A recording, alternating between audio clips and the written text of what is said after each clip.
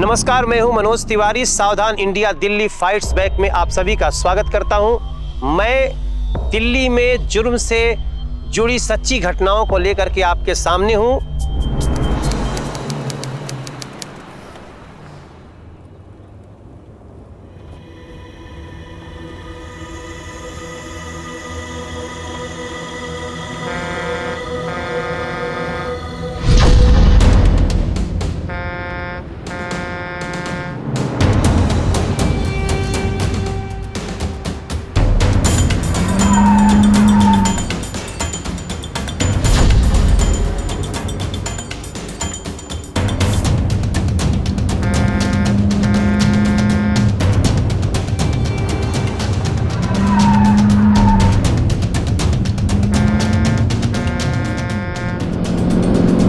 क्या हो गया इस टेम्पो वाले को? मेरे पीछे क्यों पड़ा है?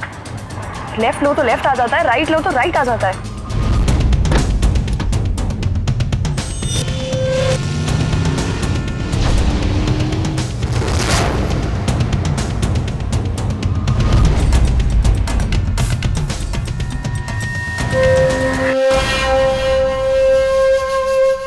ये तो मेरे ही पीछे आ रहा है।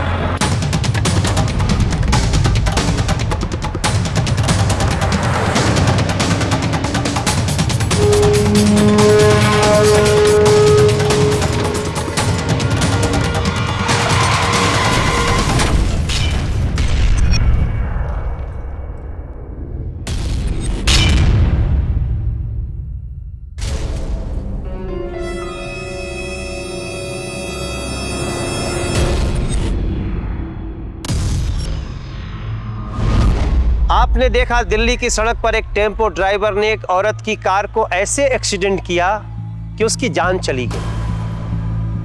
जब एक इंसान की जान जाती है तो वो अकेले नहीं मरता है दोस्तों, बल्कि उसके साथ उसका पूरा परिवार खत्म हो जाता है। दिल्ली देश की राजधानी है, यह पावर सेंटर है और दिल्ली से ही पूरे देश की केंद्रीय सरकार चलती है। और मैं खड़ा हूं दिल्ली की उसी जमीन पर।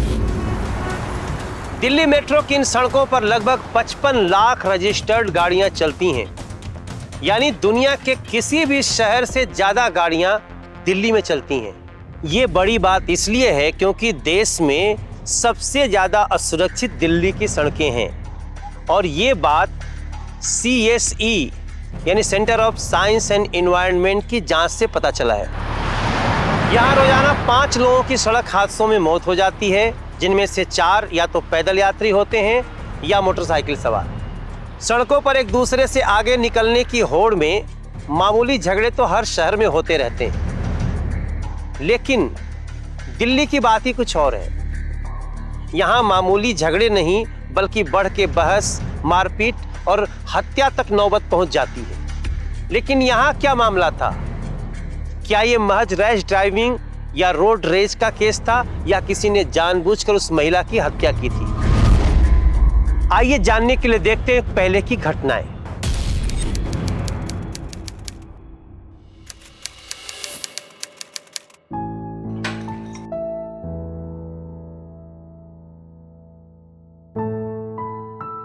लीजिए आपकी चाय। Thank you. विवेक तुम्हारी चाय। Thank you.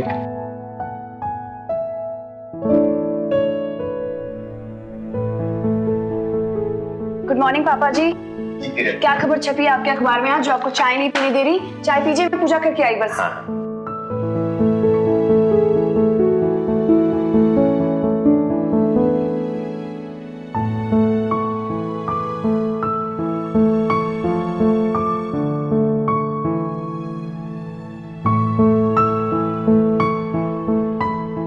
विवेक, चाय ठंडी हो रही है आपकी। हाँ बाबा, मैं नहीं, ये लो चाय पियो जल्दी से, मैं नाश्ता लगाती हूँ, ठीक है? ओके। देख बहू, एक्सीडेंट में विवेक का पैर फ्रैक्चर हो गया है, इसलिए तुझे फैक्ट्री जाना पड़ रहा है। लेकिन ध्यान रखियो, वहां की मालकिन है तू, अगर कोई चू चपाट करे तो कायदे से समझा दियो उसे। जी। एक मिनट, फोन आया किसका? हाँ बोल राम। क्या बावरा हो गया क्या तू? नहीं नहीं, तू एक काम कर, आज से हमेशा के लिए छुट्टी पर चला जा तू। मक्कार कहीं का। क्या हुआ पापा जी, आप किसको डांट रहे हैं इतना फोन पर? अरे वो अपना ड्राइवर कह रहा है 1 हफ्ते के लिए आ नहीं पाऊंगा। चल मैं तुझे छोड़ाता हूं। नहीं, आप छोड़ने जाएंगे? आप कहीं नहीं जाएंगे, अब इधर आइए। आपकी अभी अभी बाईपास सर्जरी हुई है ना? और डॉक्टर ने आपको मना किया है कि आप बाहर नहीं निकलेंगे, आप रेस्ट करेंगे, ठीक है? आप यहाँ बैठ के नाश्ता कीजिए, मैं आपके लिए गरम गरम चाय लेकर आती हूँ। मैं मैनेजर को फोन कर देता हूँ कि तू नहीं आ पा रही है, वो खुद ही संभाल लेगा सब कुछ। आप मैनेजर को फोन क्यों करेंगे पापा जी? मैं खुद ड्राइव करके चली जाऊंगी। लेकिन पुत्र तू अकेली कैसे जाएगी? विवेक, पापा जी जाने दीजिए इसे, ये अच्छी ड्राइविंग कर लेती है। आप टेंशन मत लीजिए, गाड़ी को एक खरोच नहीं आएगी, मैं अच्छे से ड्राइव करूंगी। मैं चलती हूँ। हाँ पापा जी। ओए पुत्र, मुझे गड्डी की नहीं तेरी फिक्र है। पर सुन बेटा, हाँ जी पहुंचते ही फोन कर देना। जी, देर हो रही है, अभी चलती हूँ। हाँ मम्मी जी ऑफिस के लिए देर हो रही है। संगीता, अपना लंच बॉक्स तो लेती जा। हाँ जी। आज मैंने तेरे लिए आलू की परांठी और मेथी की सब्जी बनाई है, अरे तेरी वाह। पसंद की। Thank you। टाइम से खा लेना। अच्छा मैं जाती हूँ। अरे कितनी बार समझाया, जाती हूँ मत बोला कर। सॉरी, गलती हो गई, जाकर आती हूँ। बाय पापा जी। संभल के जाइयो। हाँ जी विवेक, बाय। बाय। सुनो, ध्यान रखना अपना। अपनी फाइल तो लेते जाओ। बाय। बाय।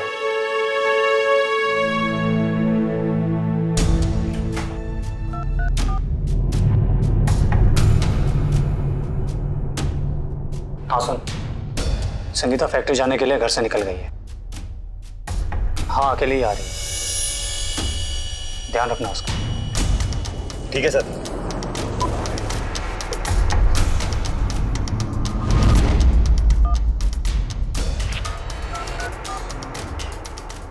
हेलो, हाँ मम्मी, कैसे हो आप?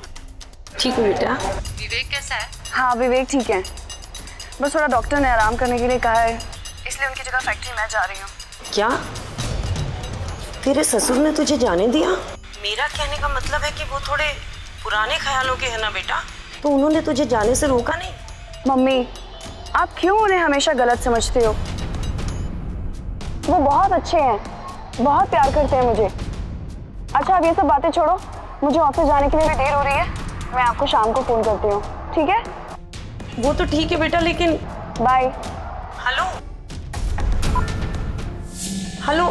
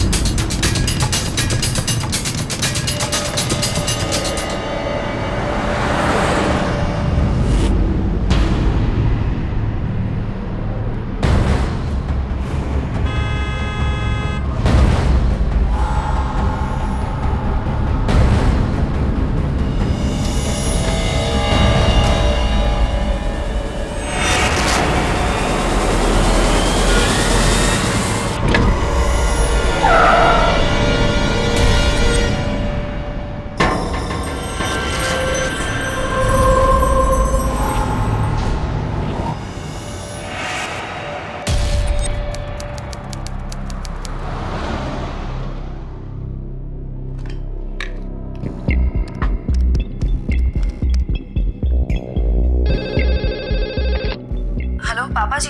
पुत्र, कितना टाइम लगा दिया फोन करने में। सॉरी पापा जी, फैक्ट्री पहुंची तो पता लगा कि सुपरवाइजर कुछ प्रॉब्लम क्रिएट कर रहा है। प्रॉब्लम कर रहा है तो सोच क्या रही है, फौरन निकाल दे उसे।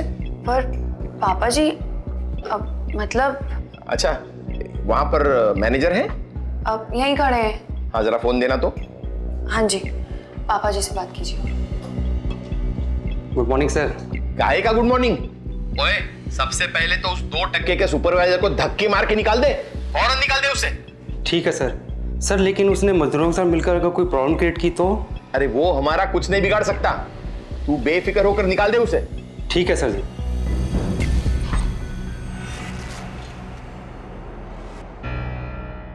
संगीता मल्होत्रा, मल्होत्रा परिवार के इकलौते बेटे की पत्नी। आपने देखा घर से निकलने के बाद से ही एक टेम्पो वाला लगातार संगीता की कार का पीछा कर रहा था। उसने उसकी कार को एक्सीडेंट करने की पूरी कोशिश की, लेकिन संगीता बच गई। आखिर कौन था वो जो उसे मारना चाहता था और क्यों? संगीता से किसी की क्या दुश्मनी थी? अभी कुछ दिन पहले उसके ससुर का हार्ट सर्जरी हुआ था, उसके पति का एक एक्सीडेंट में पैर फ्रैक्चर हो गया था, इसलिए वो फैक्ट्री का काम संभालने लगी थी। इस बात से अनजान कि अगले मोड़ पर एक जानलेवा हादसा उसका इंतजार कर रहा था। मल्होत्रा साहब, आप बिल्कुल भी टेंशन मत लीजिए। जैसे ही बड़े साहब ने फोन किया, मैंने वो सुपरवाइजर को नौकरी से निकाल दिया। और ऐसा कुछ घबराने वाली बात नहीं है, काम तो यूं ही चलता रहेगा। फिलहाल तो कोई टेंशन नहीं है, पर बहू। जी पापा जी। कल से मैं तेरे साथ फैक्ट्री चलूंगा। जी आप क्या कह रहे हैं पापा जी? याद है ना डॉक्टर ने क्या कहा है? आप कहीं नहीं जा सकते, आपको आराम करना है। आप सिर्फ अपनी सेहत का ध्यान रखिए। रही फैक्ट्री की बात, तो फैक्ट्री मैं संभाल लूंगी जब तक विवेक ठीक नहीं हो जाते। क्यों विवेक? पर बहू, मैं अब कुछ नहीं सुनना चाहती। मम्मी जी, विवेक, हम सब यही चाहते हैं, है ना? ठीक है।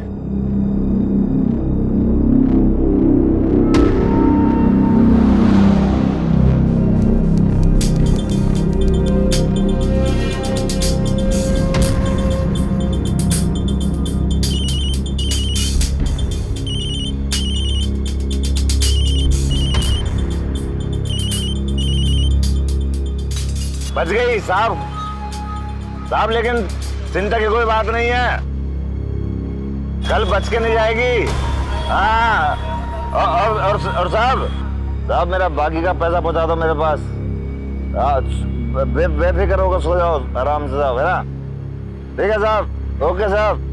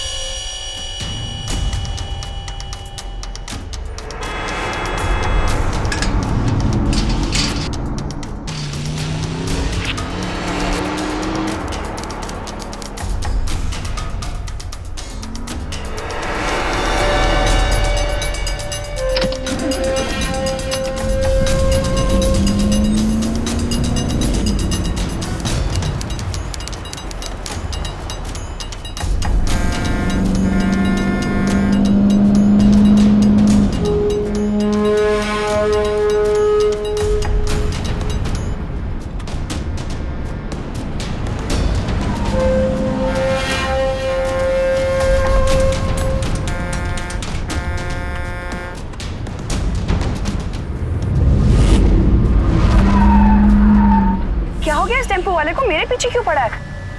लेफ्ट लो तो लेफ्ट आ जाता है, राइट लो तो राइट आ जाता है।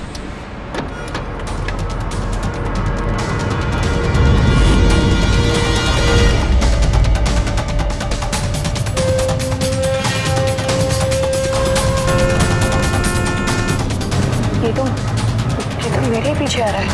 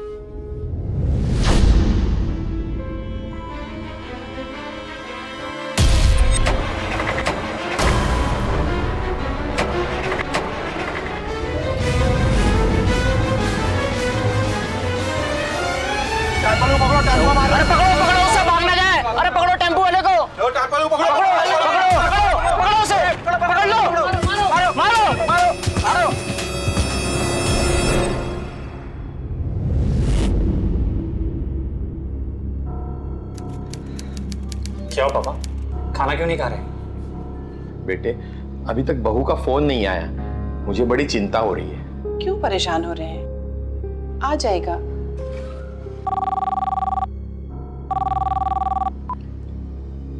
हेलो। हेलो जी, मैं उत्तम नगर थाने से इंस्पेक्टर गुरतेज चावला बोल रहा हूँ। क्या मैं मिस्टर विवेक मल्होत्रा जी से बात कर सकता हूँ? हाँ जी, कहिए। मैं ही विवेक मल्होत्रा हूँ। मिस्टर मल्होत्रा, संगीता मल्होत्रा जी की कार का एक्सीडेंट हो गया था। हम उन्हें हॉस्पिटल ले जा रहे थे, मगर रास्ते में उनकी डेथ हो गई। क्या हुआ बेटे? किसका फोन था? बोल ना, किसका फोन था? पुलिस का। पुलिस?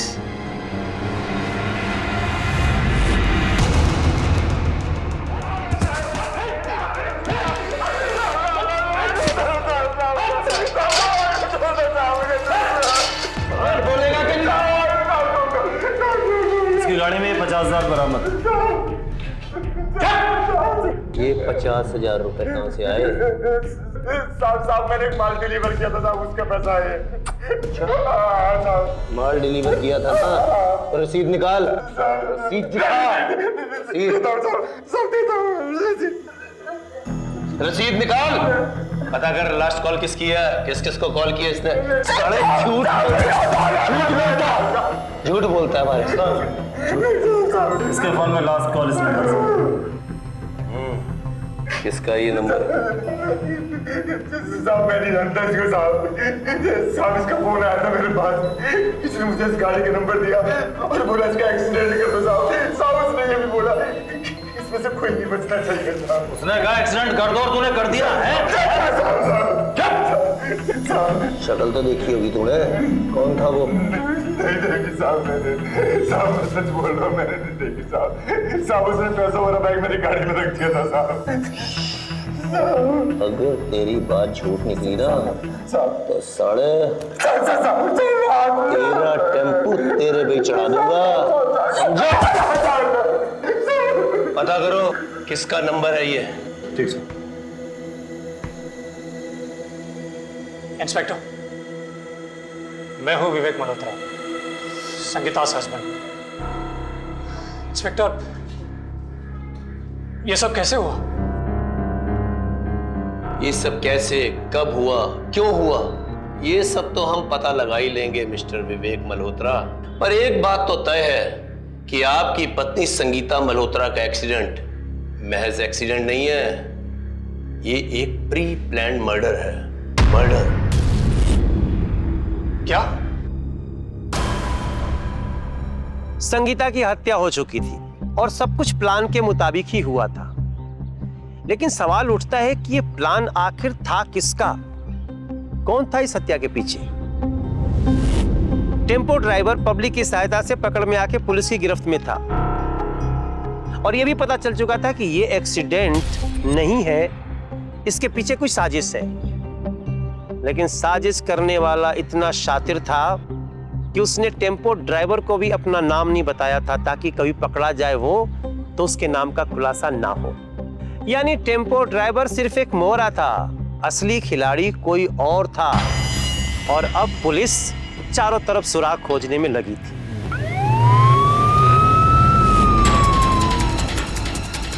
हाँ जी सर, रामनगर पुलिस थाना। मुझे इस नंबर की डिटेल चाहिए, जल्द से जल्द। समझ गए? ठीक है सर, मिल जाएगी। ठीक है।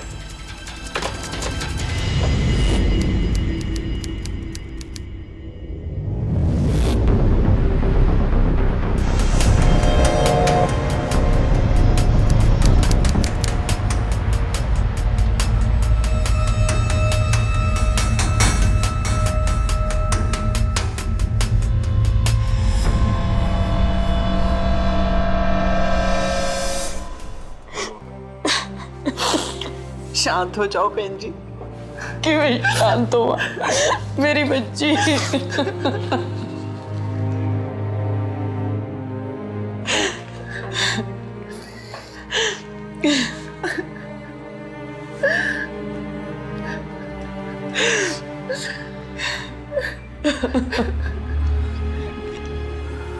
इंस्पेक्टर, कुछ पता चला? फिलहाल तो कुछ पता नहीं चला, उसी सिलसिले में हम आपसे पूछताछ करने आए हैं। जी पूछिए, क्या पूछना चाहते हैं? क्या आपकी पत्नी संगीता मल्होत्रा जी की किसी से कोई दुश्मनी थी? ये आप क्या कह रहे हैं? भला मेरी बच्ची की किसी से क्या दुश्मनी हो सकती है? दसो ना बहन जी। देखिए, अभी तक की छानबीन से हमें यह पता चला है कि इनको मारने के लिए किसी ने सुपारी दी थी। ये बात आपने मुझसे पहले भी कही थी और तब भी मुझे इस बात पर यकीन नहीं हुआ था। संगीता को आखिर कोई क्यों मारना चाहेगा? मगर ऐसा कौन कर सकता है? यही तो हम भी जानना चाहते हैं कि ऐसा कौन कर सकता है। वैसे मिस्टर मल्होत्रा, ये वक्त तो नहीं है ऐसी बातें पूछने का, पर मैं क्या करूं? मेरी ड्यूटी है, वो तो मुझे करनी ही पड़ेगी। आपकी लव स्टोरी में कोई तीसरा या तीसरी थी? अक्सर ऐसे मामलों में देखा गया है। ना ही मेरा किसी से कोई अफेयर था और ना ही संगीता का। हम दोनों एक दूसरे से बहुत प्यार करते थे। कोई अनबन थी? कोई झगड़ा वगैरह होता रहता था? कैसी बातें कर रहे हैं आप? मेरी और संगीता की लव मैरिज थी और अभी शादी को 1 साल भी नहीं हुआ था। सर आपको क्या लगता है इस केस के बारे में?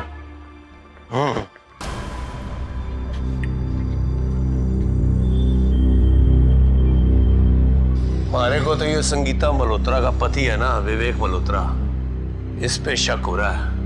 एक काम करो, ये कहाँ जाता है, किससे मिलता है, क्या करता है, एक एक मिनट की इसकी जानकारी इकट्ठी करो। और हाँ, मुझे तो यूं लग रहा है कि ये हमारी आंखों में धूल झोंक रहा है। और ये भी पता करो कि ये साला सच में लंगड़ा है कि हमारे को लंगड़ा होने का नाटक करके दिखा रहा है। ये बारीक से बारीक चीज इसके बारे में पता करो। जी सर। ठीक है, एक एक चीज पता करो। चलो। हेलो सर, आपने जो नंबर बताया था वो नंबर बलवीर चंदेल के नाम पर रजिस्टर है। किसके नाम? बलवीर चंदेल। बलवीर चंदेल? हाँ जी। Thank you.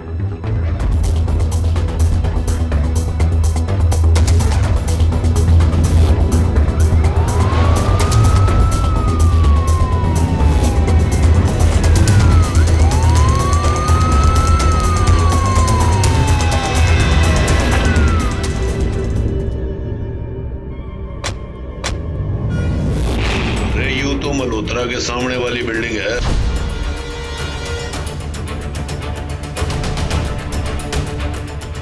ओए, इधर आ। हाँ जी सर जी। कहाँ रहता है? जी मैं 4th फ्लोर पे रहता हूँ। बलवीर चंदेल तो जानता है? हाँ जानता हूँ जी। कौन है वो? वो तो हमारे सोसाइटी का वॉचमैन है। कहाँ मिलेगा वो? वो पीछे वाली गेट पे। चल जा।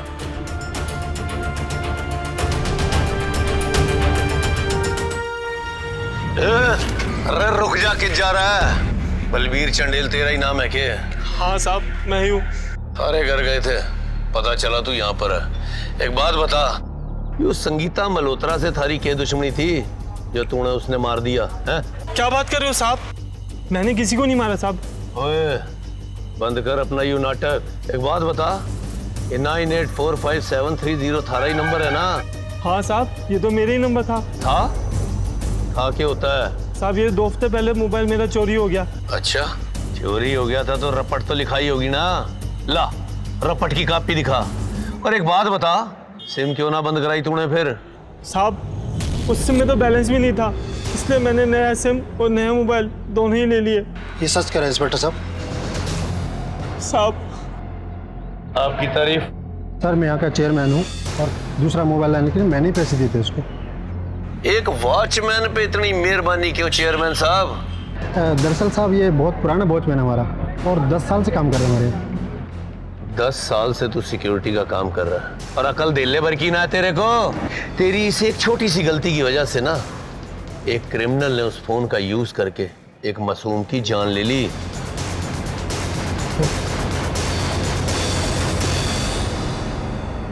हाँ खिमता, अरे पता कर उस फोन से कहाँ फोन हुआ है, पूरे हफ्ते में कितनी कॉलें हुई हैं उस फोन से। और हाँ एक चीज और पता कर, वो फोन रिचार्ज कराया उसने और रिचार्ज कहाँ से कराया है। हाँ पता कर सब चीजें।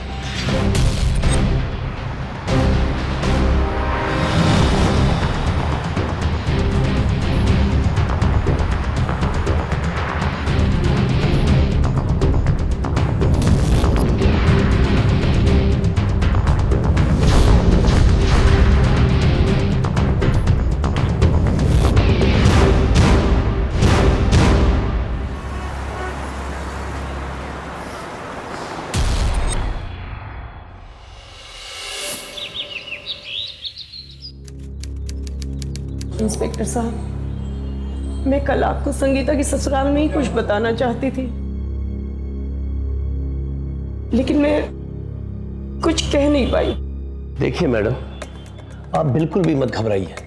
आपको जो कुछ कहना है आप साफ साफ कहिए, हम हैं ना। इंस्पेक्टर साहब, दरअसल बात यह है कि संगीता और विवेक की शादी को लेकर उसके ससुर बिल्कुल भी खुश नहीं थे। वो नहीं चाहते थे कि संगीता और विवेक की शादी हो। संगीता के शादी को लेकर विवेक और उसके पिता में कई बार आपस में झगड़ा भी हुआ। देखिए, आप अपने आप को संभालिए, हम हैं ना।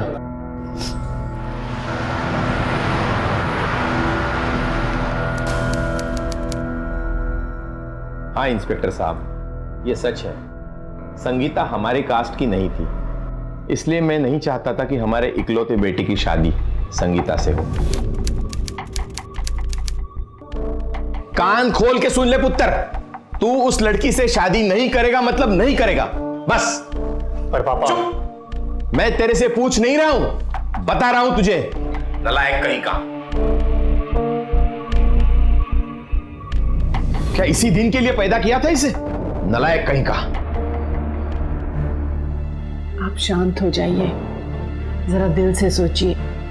इकलौता बेटा है हमारा, और आप तो खुद कहा करते थे कि दुनिया जहान की खुशियां दूंगा इसे। तो फिर आज आप इसकी इतनी बड़ी खुशी को क्यों छीनना चाहते हैं?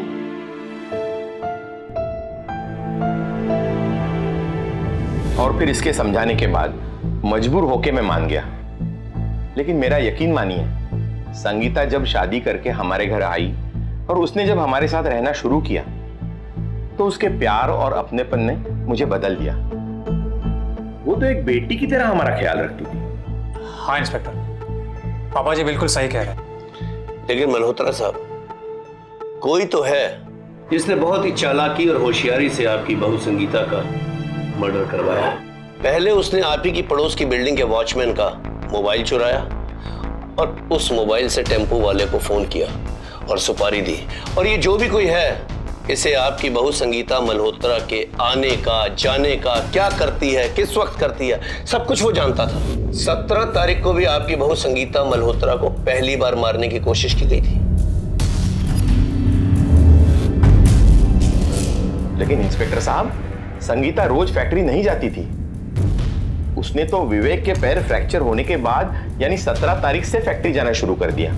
कहीं ऐसा तो नहीं कि कोई इनको मारना चाहता हो और मर गई संगीता मल्होत्रा, आपकी बहू। मिस्टर विवेक, आप एक बात अच्छी तरह याद करके मुझे बताइए कि बिजनेस को लेके किसी से आपकी कोई दुश्मनी, कोई कहा सुनी हुई हो या किसी से कोई लड़ाई झगड़ा चल रहा हो आपका? नहीं इंस्पेक्टर, बिजनेस को लेकर ऐसा कुछ भी नहीं था। लेकिन क्या? लेकिन 4 हफ्ते पहले एक वाकया हुआ था हमारे साथ। वाकया? हम लोग एक बार गाड़ी लेकर जा रहे थे। मम्मी जी बोल रही थी कि वो संडे शादी में जाना है किसी के यहाँ। हाँ, तो मुझे फोन कर देना जाने से पहले। ठीक है, मैं आ जाऊंगा। विवेक हो सकता है। हाँ नहीं।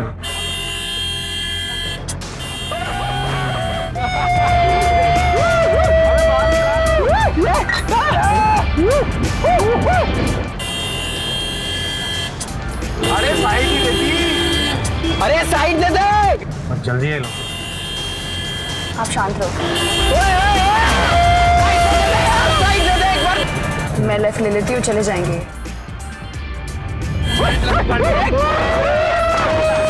मिसेस दिल्ली, दिल्ली आ जाओ ना प्लीज। ये समस्या क्या हो तुम लोग? मत बोलो कुछ भी। ओए निकल ले तो छोड़ूंगा नहीं। विवेक आप शांत रहो, बदतमीज लड़के हैं।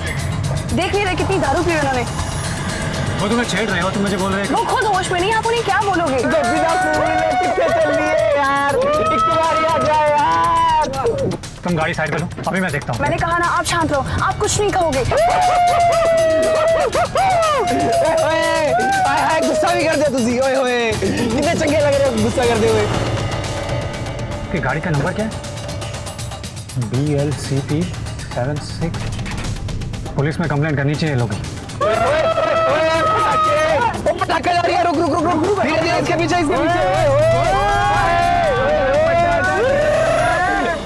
आजा यार।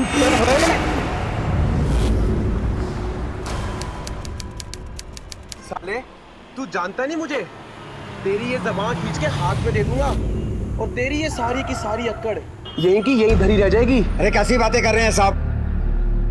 हमारी बिल्डिंग में सिर्फ हमारी गाड़ियां पार्क हो सकती हैं, आप अंदर नहीं आ सकते। क्या भाई? और आप भी जाइए यहाँ से। ज्यादा छावड़ा बनने की जरूरत नहीं है, और ये पट्टी ना किसी और को जाकर सिखाइए। जाइए आप यहाँ से, जाइए। अबे ज्यादा हीरो बन रहा है, रुक साले तेरी तो। बस यहाँ से। ये तो वही लड़के जो रास्ते में मस्ती कर रहे थे।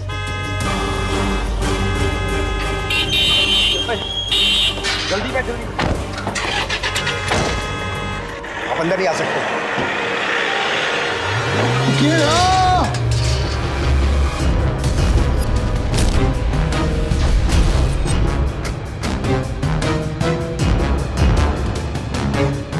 चाचा जी आप ठीक तो? अरे आप कोई पानी लेके आओ, पानी लेके आओ जल्दी। चाचा जी तो कोई पानी लेके आओ जल्दी।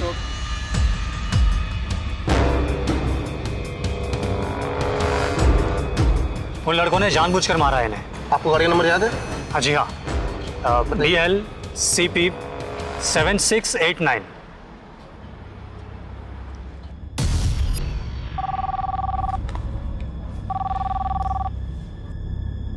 हेलो, हाँ इंस्पेक्टर, कहिए क्या हुआ? मिस्टर मल्होत्रा, एक गुड न्यूज़ है। वो तीनों लड़के हमारी हिरासत में हैं, लेकिन एक बार आपको उनकी पहचान करने के लिए पुलिस स्टेशन आना होगा। ठीक है, मैं अभी आता हूँ।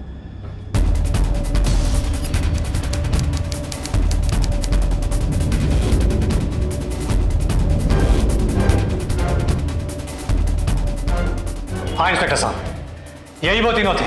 हाँ थे तो क्या कर लेगा हमारा? फांसी पर चढ़ाएगा तो चढ़ाना, क्या करेगा बोल? मैं तुम लोगों को तुम्हारे किए की सजा जरूर दिलवाऊंगा। अबे तू हमारा कुछ नहीं बिगाड़ सकता, पर मैं तुझे जिंदा गाड़ दूंगा। तू जानता नहीं मेरा बाप कौन है।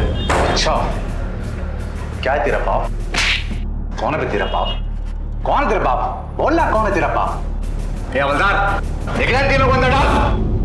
ओए खाकी वर्दी, अगर मेरे बाप को पता चल गया ना तो ना तो तेरी ये वर्दी रहेगी और ना तू।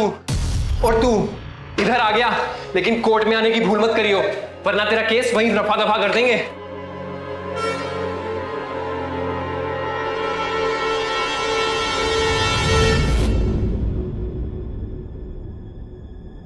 संगीता की हत्या के कुछ दिन बाद इस केस में एक नया मोड़ आ गया। दरअसल दिल्ली में कई ऐसे लोग हैं जो दिल्ली को अपने बाप की जागीर समझते हैं। वो समझते हैं हम कुछ भी करके बच सकते हैं, क्योंकि दिल्ली देश की राजधानी है और यहाँ के कुछ रसूखदार लोग उनके करीबी या रिश्तेदार होते हैं। लेकिन ये उनकी गलतफहमी है।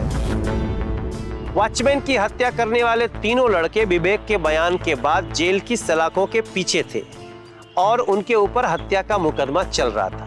पुलिस को इस बात की आशंका थी कि कहीं इसीलिए विवेक पर हमला तो नहीं किया गया था जिसमें संगीता की जान चली गई। पुलिस संगीता के केस को वॉचमैन की हत्या से जोड़ के देख रही थी और इसी दिशा में तफ्तीश कर रही थी। क्या हाल है संजीव? बढ़िया सर। हेलो, मैं उन तीनों लड़कों से मिल सकता हूँ क्या? आइए बुलवाता हूं। चलो।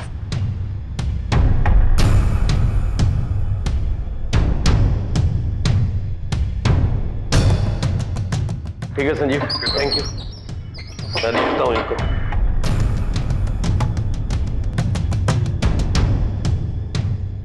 विवेक मल्होत्रा को मारने के लिए तुम लोगों ने जिस आदमी को पैसे दिए थे ना, उसने विवेक मल्होत्रा की जगह उसकी घरवाली संगीता मल्होत्रा को मार दिया। अब तुम तो गए।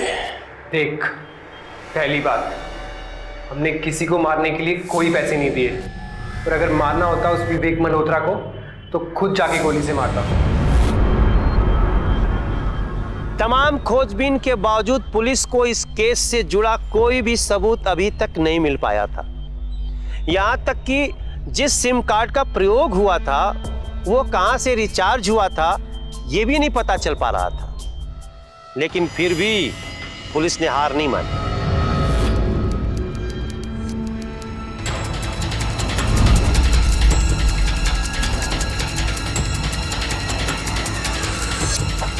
भाई साहब एक रिचार्ज कराना था। किस चीज का? Full talk time. नंबर मिल गया? 19 सर को बुलाते हैं, नंबर मिल गया। कौन सा है? ये वाला। हेलो, जय हिंद सर। हाँ सर, नंबर मिल गया सर। Good job.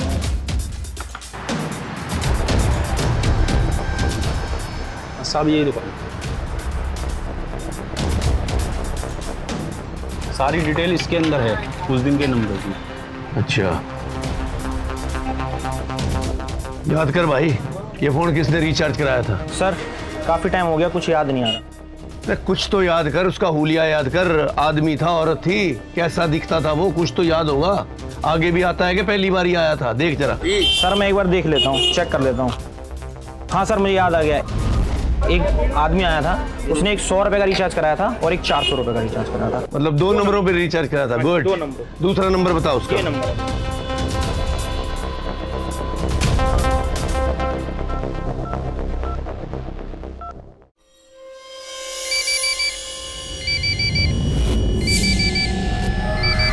हेलो, मैं उत्तम नगर थाने से इंस्पेक्टर गुरतेज चावला बोल रहा हूँ। तो नंबर किसका है? जी साहब, लेकिन छोड़ रहता कहाँ है तू, वो बता।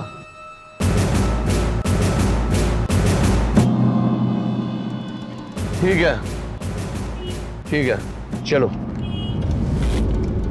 आओ। ठीक है।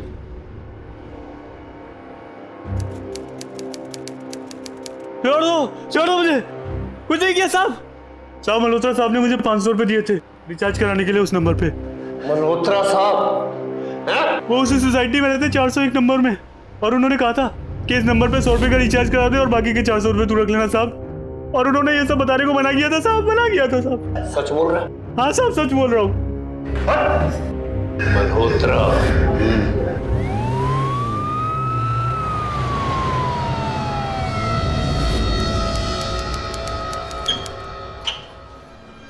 इंस्पेक्टर साहब आप?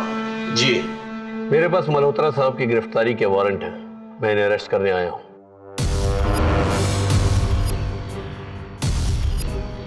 वारंट? जी।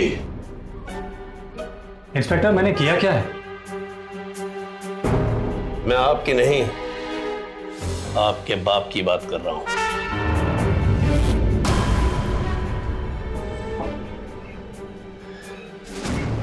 इन्होंने मरवाया है आपकी बीवी को। इंस्पेक्टर साहब ये क्या बोल रहे हैं आप? जरूर आपको कोई गलत फहमी हुई है। हाँ इंस्पेक्टर, पापा ऐसा क्यों करेंगे? हाँ मिस्टर मल्होत्रा, आप खुद बताएंगे इन्हें कि आपने क्यों अपनी बहू को मरवाया, या मैं अपने तरीके से पता लगाऊं?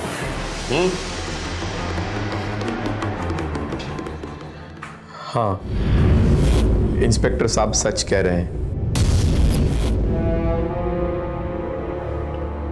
मैंने ही मरवाया संगीता को। लेकिन पापा आपने ऐसा क्यों किया? बोलिए ना।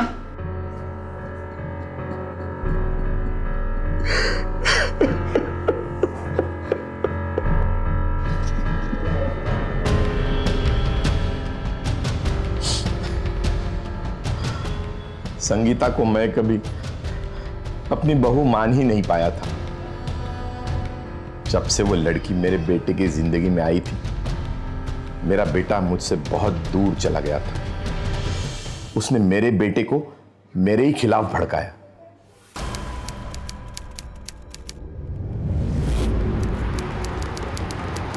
देख विवेक पुत्र, तेरी खुशी क्या है और किसके साथ है, ये अब तुझे तय करना है।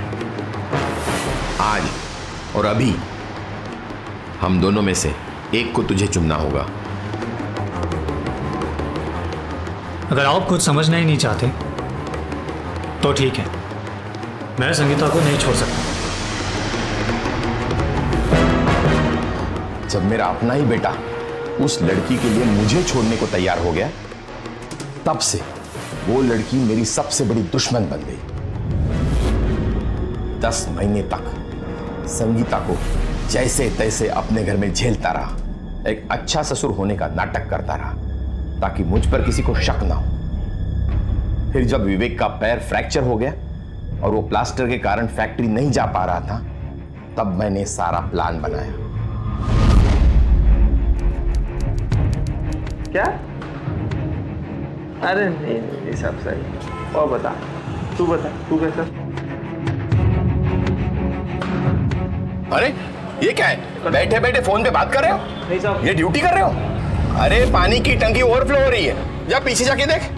जल्दी से बंद करके आ नल, सब पानी वेस्ट हो रहा है। जा जा जा।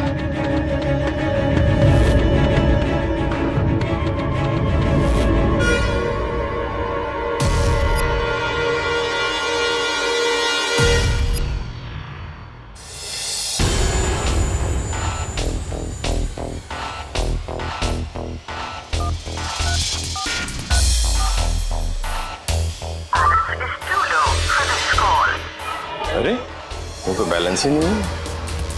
मानो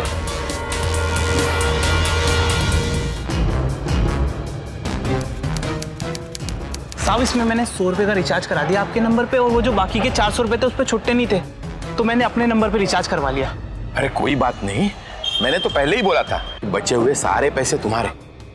और सुन, ये रिचार्ज वाली बात किसी को मत बताना, कभी मत बताना, ठीक है? अब जा। उस फोन से मैंने टेम्पो वाले को फोन किया। मैंने उसे कहा कि गाड़ी को उड़ाना है और उस गाड़ी के अंदर बैठी हुई संगीता बचनी नहीं चाहिए। मुझे लगा था कि किसी को मुझ पर शक नहीं होगा, लेकिन हवलदार ले चल मल्होत्रा जी को हवालात में। चलिए मिस्टर मल्होत्रा, आइए।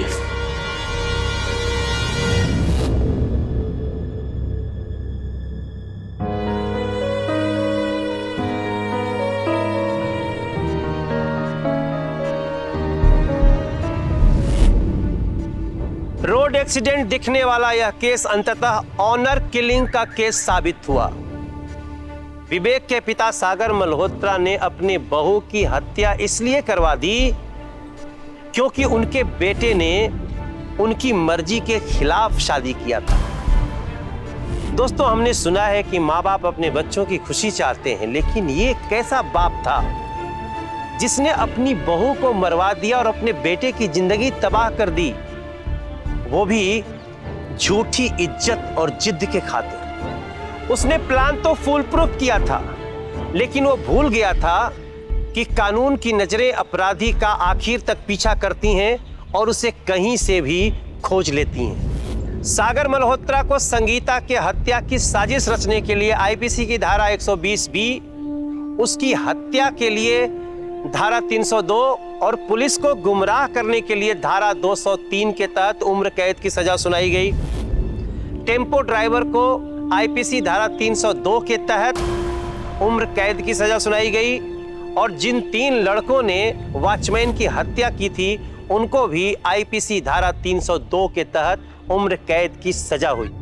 तो सावधान रहिए, सतर्क रहिए, सुरक्षित रहिए। अब समय है आपसे विदा लेने का। मैं मनोज तिवारी फिर से मिलूंगा आपसे दिल्ली के जुर्म से जंग की एक और सच्ची घटना के साथ। अब बोलती बंद होगी अपराध की, क्योंकि दिल्ली नहीं है किसी के बाप की। सावधान इंडिया, दिल्ली फाइट्स बैक।